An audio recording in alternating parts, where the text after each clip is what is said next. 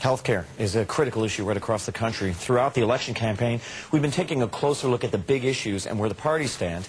Today, we hear the concerns of Canadians close to the topic, a doctor and a nurse.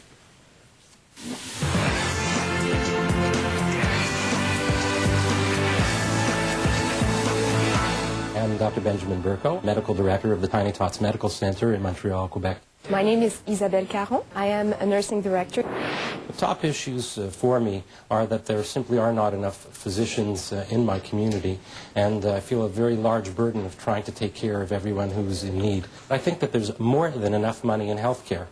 It's really a question of how it's being spent, and the next government needs to create some tighter controls so that that money is spent and allocated appropriately. You know, even a 1% savings in efficiency will generate $1.6 billion a year in savings. That pays for a lot of medical services. Really, my biggest issue is to make sure I'm able to provide the needed resources to care for patients. I find that nurses are acting more as a consultant than decision maker. So I would really like to see nurses not giving their opinion, but being part of decision making, because we're everywhere in the system. If I were health minister, I would put in control systems to create accountability so that money is spent appropriately. I would like to see a little financial envelope being put aside for nursing.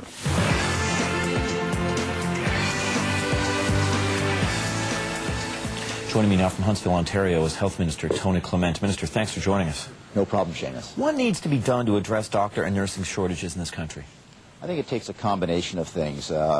Really what happened about 15 years ago was things got off the rails, and the first ministers at the time didn't make the appropriate decisions. In fact, cut the number of doctors' positions in medical schools, for instance. So now we see medical school placements up about 30%. That helps in the long run. In the short run, we've got all these international medical graduates who have credentials who could be put into the system as well. And the Prime Minister has indicated that he would like to call a First Ministers meeting to discuss how we can break down the barriers that are preventing these individuals from practicing their trade. So those things will help as well. On the nursing front, of course, I am working with the Canadian Nurses Association to make sure that nurses feel that they are part of the system, that they, in fact, their views do count, and that they can get the training they need to keep up with their trade. What about more private sector healthcare delivery or fewer restrictions on public financing? Is that an option to help with shortages?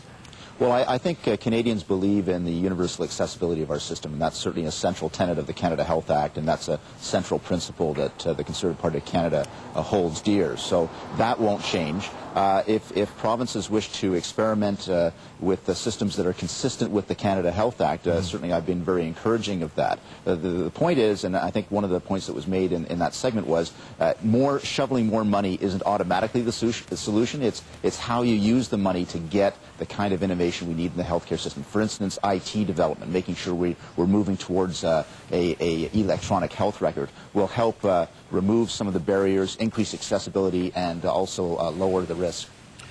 The Liberals are promising a drug plan for catastrophic expenses, and that's something that provincial and territorial ministers have been calling for. Is that something your government would consider?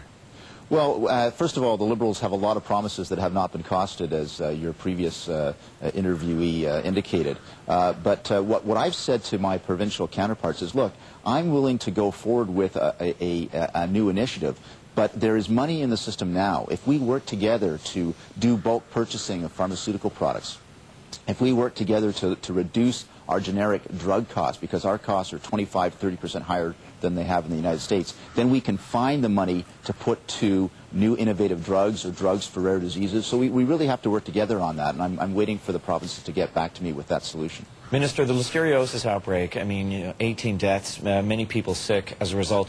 The Canadian Medical Association has blamed your government for lax standards for meat inspections and added that food safety standards are lower here than they are in many other countries. What's your response to that?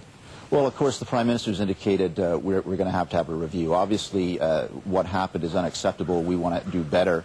One of the things that I pioneered was, in fact, food safety reform. There's a bill that I introduced in the Parliament, Bill C-51, that that contemplates a tracking system from farm to fork for our food, and unfortunately that bill did not pass. The opposition party stymied it, but I would like to see something similar to that bill in the next Parliament.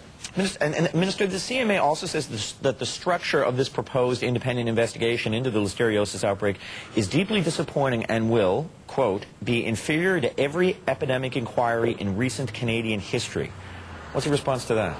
Well, it's kind of hard to understand why they'd come to that conclusion since the probe has not even started yet. So I think we should just sit back. We want to get all the information. We want to find out what happened, why it happened, and come to some conclusions as to how to avoid these things in the future. What about terms of reference for this inquiry? I mean, that seems to be what they're taking issue with. I mean, you're right. I mean, it's only just beginning, but I mean, maybe the terms of reference need to be looked at.